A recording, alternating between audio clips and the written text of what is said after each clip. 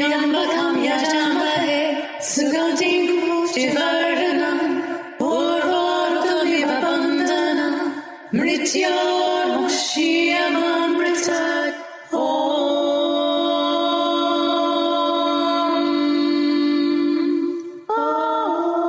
Hi, this is Amalia Eon Karis. Hey everyone, it's Satya, and you're listening to Love, Sex and the Hidden Agenda.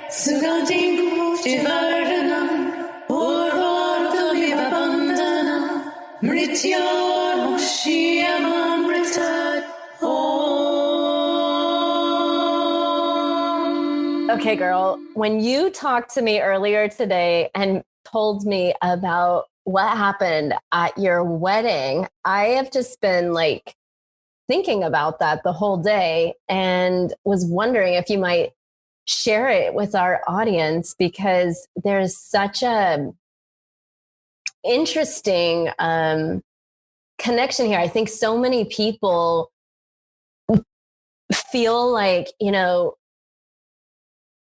something with their friend, like they start outgrowing their friendships, and then they don't really know what to do or how to like move beyond or kind of evolve the friendship. Like they start growing, and the story you told me about your wedding was just so funny. Can you tell us what happened with your friend? Thanks for thinking it was funny. Yeah, it was funny. I think it's because of the way that I probably left the message. It is funny to me now. It's actually, now I can't think about it without laughing. I can't. But for a hot minute there, I did not think it was funny. I was obsessing for a long time and upset. But, you know, so, okay. It's like the bride's worst nightmare in one with the bridesmaid. Sorry. Spoiler alert. But anyway, yeah, please tell us what happened. Oh, gosh. Well, I guess, how do I want to start this? I guess I'll just say, so, okay, I was getting married. Picture this, you know, I'm on this big yacht on the San Francisco Bay. There's fireworks going off. It's like the most perfect wedding ever. And I'm on cloud nine. I am probably in this moment happier than I've ever felt or can remember feeling in a moment in my life. Just so happy that I can't even explain. So there I am. And my what is it? Maid of honor. Yes. Maid of honor. Your bestie. Mm-hmm. Yes. How long had you known her? Goes up to give a speech. A long time. I mean, a long time. 35. We've been literally best friends for, let me think how, 40 years. Yeah, it's a long time. 40 people, 40.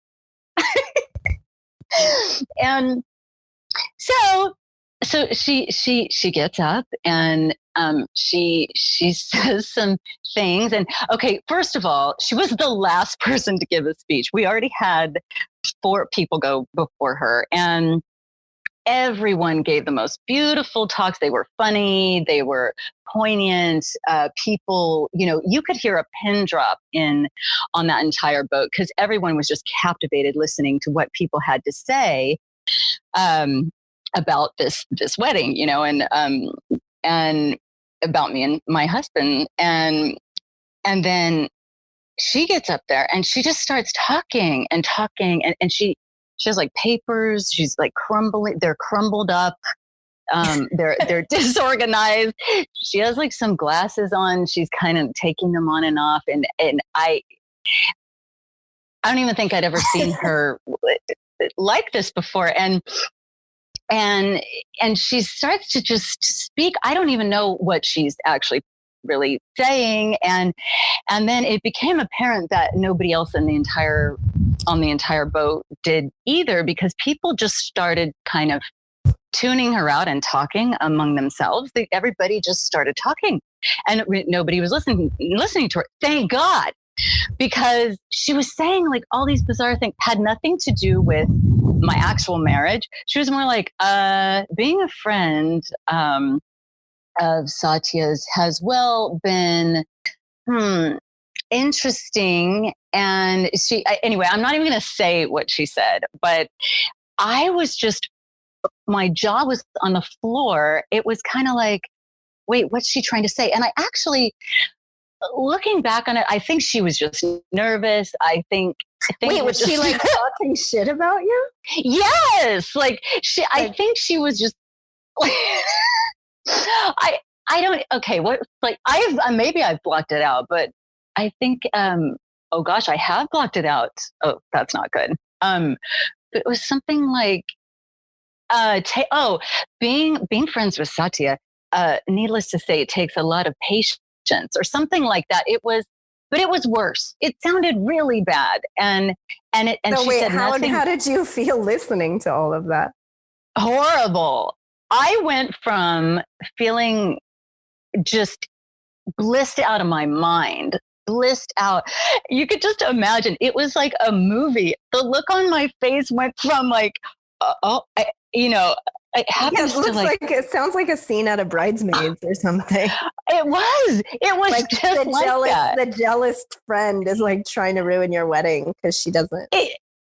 Oh my gosh.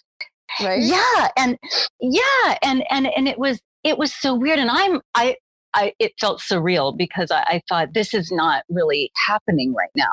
And oh my goodness, I felt embarrassed. And then I was like, well, I guess nobody's really listening anyway, but oh my goodness, I'm thinking everybody's hearing it at the same time. I'm wondering. And she never said anything about like the actual, like the marriage or me and my partner, anything. It was just kind of like, she was just talking about other stuff. It had nothing to do with it's like she's airing all her bad vibes from you, like all her resentments that she never got to share all these years or something. Yeah. And you know how in a book there's this thing called foreshadowing, like, the night before, I kid you not, the night before, she said something to me like, I need to go last. I need to go last in the speeches. I'm like, okay, queen, whatever you want, I will do whatever you want. Always wanting to please her, right? Like, okay, we'll put you last. Because I was thinking if she had even gone in the middle, it would have been better. At least we would have ended with something on a positive note with somebody else, right? But no, she was like, I need to go last. And I said, okay, well. She was like planning to take it down. I guess so. But I don't even think she realized this, or maybe I'm too, like, I think too highly of people or too positive about them. But I can't believe that she would actually try to do that. And maybe she was just nervous. Maybe she was just, I don't know. But I had never seen her act like this. I didn't even know who she was when she stepped up there. And, and she said also, and I said, well, the organizer of the party and the DJ, they say that you can only speak for, for like, I think it's a minute or two that they allow, like they're not even speeches. What are they? I mean, toasts, they're toasts. And, but I think that's a good idea because nobody wants to listen to a huge long toast that isn't interesting and la, la, la, right? So nobody likes that. So, and her response to that was, I will speak however long I want to. Oh, wow. How long did she speak in the end? Well, now I don't remember. I don't think it was all that long, but it was, any 5 seconds would have been too long of whatever nonsense and jibber jabber was going on there. But I should have known. I just remember freezing in that moment when she said, well, I'll do whatever I want. And I was like, okay, I must be losing my mind here because that seems really strange that she would say that. But I just couldn't believe she would say something like that. So I just kind of chalked it up to whatever. Okay, what's the worst thing she said? Come on, tell us. You know what? I'm kind of embarrassed because this is a podcast and I should know this, but I think I blocked it out. It was something like, needless to say, being friends with Satya and then she kind of paused or something, and she was like, something about has required a lot of patience or something like that. I mean, as if, what friendship doesn't require a lot of patience, especially 40 years worth. And believe me, this person is no you guys easy have walk been in the through park. it. Yeah. Oh goodness. Yeah. So, I mean, most of it was all very supportive. We didn't go through our 40 years like fighting or anything like that. We never like stabbed each other in the back or did any horrible things that, so this was just, very strange. Anyway, so when she's finished, she walks over to me, and I went into shock. I'm not kidding. I was in shock, and I was just a deer in headlights, and what? Well, I'm just like on the edge of my seat. So what happened? She came over to you. And so my husband, I wish he wouldn't have actually left my side, but he, just before she walked up, he said like, "Hey, are you okay?" And he kind of like tapped me, and he's like, "Are you okay? Cause I'm going to go over there and talk to so-and-so."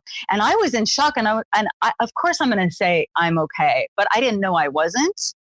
Right. You're like in the freeze mode. Yes, I was in freeze mode. And because he walked away and then she came up to me and nobody else was there, I was kind of like, I guess I lashed out, but it didn't feel like a lashing out. I just said to her, "What was that? What was that?" That's understandable. Yeah. Because What'd she didn't say? She wasn't even acting like herself. And my husband had said, like, my husband actually, while she was giving the toast, put his head in my lap. Like, oh my God, what is she talking about? Oh my goodness. And this is a man who like doesn't even, involve. Yeah, I can't imagine him doing that. Right? Yeah. He doesn't even It must involve have been him. pretty bad. Yeah. Yeah, exactly. He was just like, oh, what's happening? He's like hiding under the table. Exactly, and so, and then he was off, talking to some other people. And I just said, what was it? Oh, and so my husband had said, like, it's like she's acting like she's her boyfriend, because her boyfriend at the time, it was like something he would do, but not something she would do. It wasn't her personality at all. It was really weird. It was really weird. I cannot understand this. But anyway, so I was in shock, and I said, what was that? And she said, what do you mean? What was that? And I said, you didn't even sound like yourself. You sounded like, and then I said the name of her boyfriend. And then that was the last thing. She just couldn't even talk to me. She turned around, walked away. And I, of course, had way too many other things to deal with. I couldn't go chasing after her and dealing with it, but I didn't realize what was happening. I thought we were going to talk it out or something, but she just walked away. And so what happened with your friendship after the wedding? Yeah. So there I was, I'd gone from the most blissful moment in my life to just complete down spiral, went into shock. I'm sorry, I can't remember more, but I really think it was so shocking that I actually blocked most of it out. And it's traumatizing. It was, and it feels like shame even to even say like that it was traumatic for me, because I feel like, oh, I should be able to handle this. Oh, I'm a big girl, whatever, Yeah, but this is supposed to be like the most important day of your life, and it's you have only your near and dear ones, and everyone should be like supporting the marriage. And here's your best friend, who's more like a sister, who's known you almost your entire life, and she doesn't have anything good to say, and what she does say is like so shocking that you're in horror and your husband's hiding under the table in your lap. So what the hell happened to the friendship after that? Like, where do you go from there? Yeah, so so we went off to our honeymoon, and I was sending some group photos, because I wasn't even on Facebook or anything, and I was sending photos of where we were to some of my closest friends. And she didn't respond at all. She didn't respond. And then days later, no response, no nothing. And that was it. That was it. You've never talked to her since? That was it. Never talked to her since. I sent her a few texts after that, and she just never responded. She just MIA. I wonder if she's like mortified by what she said, or that was just her like parting gift to you. She's like, oh, she's married now, so she doesn't need me. Oh, goodness, no. I know her, and no, she's definitely seeing herself as some kind of victim in this situation, and that I treated her so badly because I said, what was that? And because I thought she did something. Yeah, because and even if in that moment I maybe I overreacted or something, I still feel like that's something, it was a small thing between just the two of us. Nobody heard that interaction. And I still think. And she was like talking to the whole group.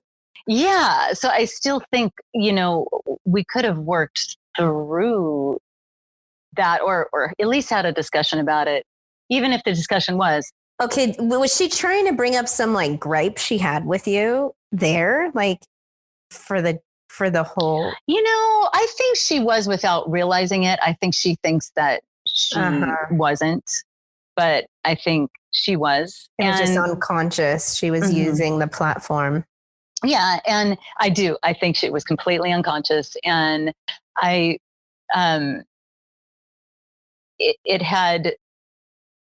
it's just strange to me that there was no conversation about, like, let's say I had an interaction with somebody, I would, after 40 years of friendship, I would respect the friendship enough to at least say, I just don't want to be friends anymore, or I need a break or something, because there was something about that happened, or if I was her, like, it just, okay, you said this to me and my intentions were so pure and I tried my best, and, you hurt my feelings so bad and I don't live up to your expectations or something. And, and I just feel like it's too triggering for me and I need anything. Like, we should be able to discuss the end of the friendship and why we're doing that. So if nothing else, so that we both can learn and grow from that, right?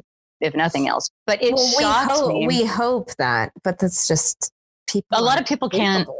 Yeah. A lot of people. Right.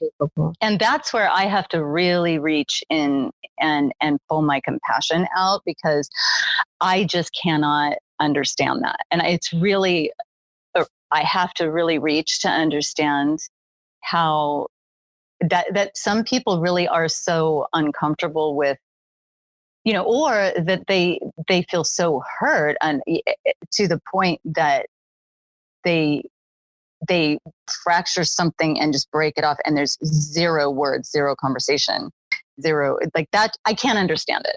Well, not everybody has the capacity to self-reflect if they don't want to look in the mirror. Like, a lot of people just bury and hide and put all the things in this like closet of resentment, and then given an opportunity, like she's given a mic and an ability to grandstand where everyone's listening to her. And then she feels like, now's my opportunity to like really pull something out of the bag. And it's like unconscious. So like, do you really want a friend like that? Probably not. I would hope not. Like, it doesn't sound like a friend. And knowing you and how much personal work you do and how much communication is important to you, like that is, I mean, this is just a perfect example of how we outgrow friendships, especially as we evolve consciously. And you've done so much work on yourself. And, when you were a child and met her, maybe you just played together and everything was very simple. But as you go through life and go through relationships and go after your dreams and make things happen, like, not everybody grows at the same pace or rate, or even has the same kind of desires or purpose. So often, like, our evolution takes us away from people. I know mine has quite dramatically. I think there's only one person from my childhood, one from my entire childhood that I have contact with. And that includes blood relatives. Yeah. Well, thank you for saying just that, it was unconscious, probably how she was, because I couldn't, I guess I was just too close to the situation, but I could feel that it was so off, and it wasn't even it was about her. It was entirely about her. The whole thing was about her. It had nothing to do with anyone else. And I saw her through this whole other lens, and the weird thing is, and I know we're approaching time, so I don't know if we can say all of it before, but just that there were signs and there were things that were happening in the months leading up to this that I had been feeling like, I don't think I can continue this friendship.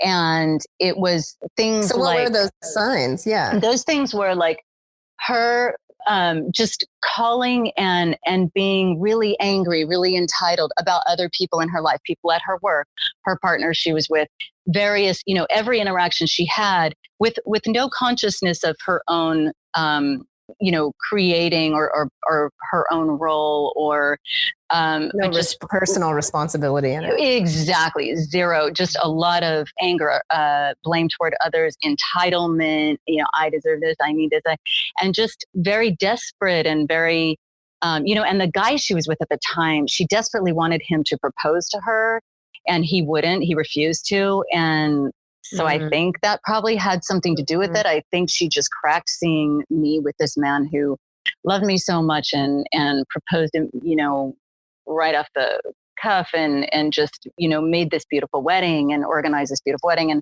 there had to be some piece of that somewhere in the unconscious for her, I'm sure.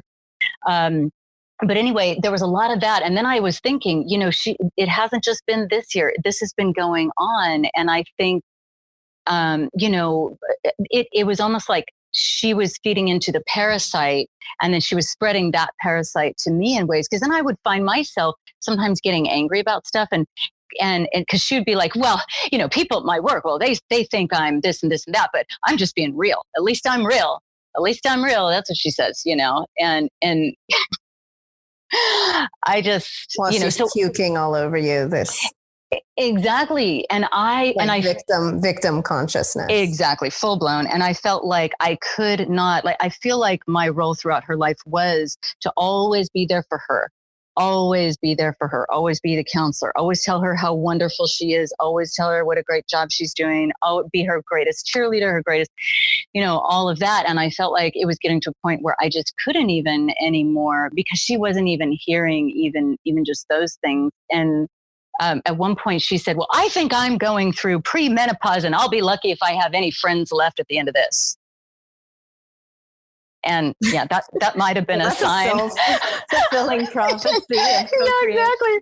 So I was already like, oh no, I shouldn't, and then I had an intuition. Oh boy, was this a big one about my intuition, about listening to that little voice, because I thought to myself before I had asked her to do a toast, I thought, I really don't want her to do a toast. I do not want her to do a toast. I do not want her to do a toast. But what did I do? I overrode my intuition about what was best for me because I wanted to please her. And my thought was, if I don't ask her to do a toast and I have somebody else do a toast, she is going to you would have lost her friendship either way. Probably. I mean, she would have been so hurt by that. Yeah, of course. And so I had to, right? But I could have to. You chose to. I didn't have to, right. I mean, the great thing, what I'm hearing is that you stopped enabling the psychosis of that parasite to run by asking, you let her do the toast, which was enabling her to give her the platform. Well, you finally stopped enabling her kind of, I don't know, I was going to call it like a narcissistic parasite or this sort of energy that she had to get what she wanted. So you gave it to her, but then afterwards you were like, you called it, like, what was that? And just you naming it when it was there for everyone to see Oh, wow. cut it, right? So it was going to happen one way or the other. Like if you didn't give her the opportunity to speak at your wedding, you would have had the conversation with her, but it probably would have been in private without a witness. But then your husband and all your friends and family and everybody got to see the kind of illness of the friendship, right? And and then you got to name it, and then it was just done, cut over. It's really hard to cut toxic ties, especially when they're people from our family and childhood. I know, because I've had to do that with pretty much everyone I grew up with, because they were just so toxic. And I know we're at time, and this is a huge topic, but it's beautiful that you had this foreshadowing. You knew that this relationship wasn't serving you anymore, and yet you didn't really know what to do. And I think knowing you and knowing the way you treat your relationships, you're always giving the benefit of doubt, and you're wanting to work through it and evolve and grow together. But not everybody is willing to do that. And when someone's not willing to grow, not willing to change, you had to make a choice. Do I continue to enable this horrible behavior, or do I, let go, say thank you, and be grateful for the lesson and move on? And I think more and more, the more we do the personal work, the more, unfortunately, sometimes this happens, right? Where we just have to let go of the toxic ties. So thank you for sharing that. Very, there's a Black Mirror episode like that you should watch. Are you serious? Yes. And it's all about like the social media and the psychosis of people rating. And so the girl gets really fake because she needs all the likes and popularity contest. And but everything is based off your popularity, like your credit scores, where you live, everything, like your job. And her best friend, who's super popular and gorgeous and is marrying the great guy, invites her to be the bridesmaid because they're childhood friends. And then her popularity starts dropping and she turns into this psychotic, jealous girl. You have to watch it. It's like your story dramatized in a Black Mirror episode. There you have it. So a little insight into Satya's life, because I'm always exposing myself. That's right. Satya finally has a story she's willing to share. Oh, goodness. So thank you for sharing that. Oh, thank you for listening. And thank you for that feedback, because that gives me a whole new level of energetics to peer through that I hadn't thought about. And earlier today, when we were WhatsApping, and you mentioned something about how the parasite works through,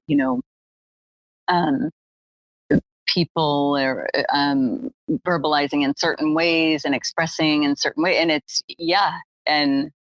there's so many layers to it that I hadn't even really looked at, and that I could name it and give her that platform. I guess my unconscious self knew that I needed to let her do this, and I needed to just let the chips fall.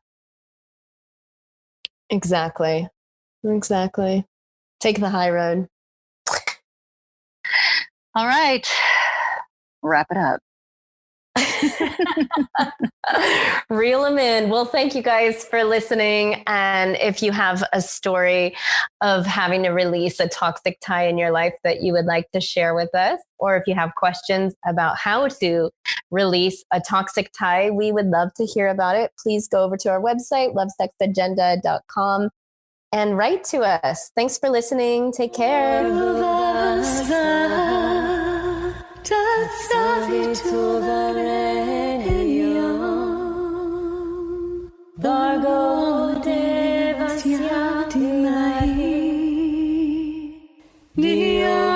Thanks for hanging out with with us, if you'd like to contact us and stay in touch with us, you can find us at lovesexagenda.com. That's lovesexagenda.com. You can also find us on Facebook and Instagram, Love, Sex, and the Hidden Agenda. Bhargo devasya dhimahi dhiyo yo na prachodayate.